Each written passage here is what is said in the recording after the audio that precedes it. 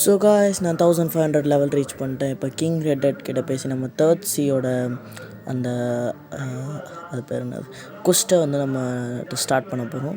So ரிப்பிந்திராவோட ஒரு battle இருக்கும் இங்கே தான் இதுதான். ஸோ ரிப்பிந்திரா வந்து இதில் டார்க் ப்ளீட் யூஸ் பண்ணுவார், அதுதான் ஒரு கடுப்பான விஷயம். ஸோ அந்த டார்க் ஹேர்ஸில் எனக்கு அந்த 1000 ஸ்லைசஸ் கூட பெரிய விஷயம் இல்லை, அந்த டார்க் ஹேர் ஸ்லாஷ் தான். ஸோ என்னோடய எல்லா மூவ்ஸையும் யூஸ் பண்ணிகிட்ருக்கேன். ஸோ நான் இப்போ தான் வந்து அந்த பிளாக் ஷூட் ஆட ஆரம்பித்தேன். ஸோ நல்லா இருந்துச்சுன்ட்டு என் ஃப்ரெண்ட்ஸ் ரெக்கமெண்ட் பண்ணாங்க, ஆட ஆரம்பித்தேன். சூப்பராக தான் இருக்குது, நீங்களும் ட்ரை பண்ணி பாருங்கள். நீங்கள் ஆடி இருந்தீங்கன்னா உங்களுக்கு தெரியும், ஆடலைன்னா கண்டிப்பாக ரெக்கமெண்ட் பண்ணுறேன், ஆடி பாருங்கள்.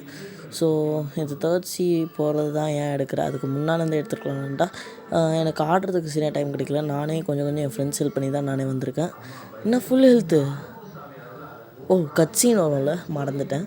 ஸோ இதை வந்து என் ஃப்ரெண்டோட அக்கௌண்ட்டில் நான் இதை பண்ணியிருக்கேன், ஆனால் கட்சின்னு வரங்கிறத மறந்துட்டேன். ஸோ இதோட ஸ்டோரி லைன் பற்றி எனக்கு பெருசாக தெரியாது, தெரிஞ்சவங்க வந்து கமெண்ட் பண்ணுங்கள். ஸோ இந்த ஃபைட்டை பார்ப்போம். பெருசாக எதுவும் இல்லை, ஆனால் ஸ்கின் இந்த ஒரு டார்க் பிளேடோட ஸ்கின் வந்து ரொம்ப ஓல்டாக இருக்குது. ஸோ இப்போ நியூவாக வச்சுருக்க மாதிரிலாம் இல்லை. ஸோ என்னோடய எல்லா இதையும் நான் ட்ரை பண்ணி பார்த்துட்டுருக்கேன். Okay. So third C second C வந்து நம்ம டான்ஸ்வான பிடிக்கிறதுக்காக போவோம். தேர்ட் சி எதுக்கு போயிருக்கோம்னு எனக்கு புரியல. மேபி ரெட்டை காப்பாற்றவா? ஓகே.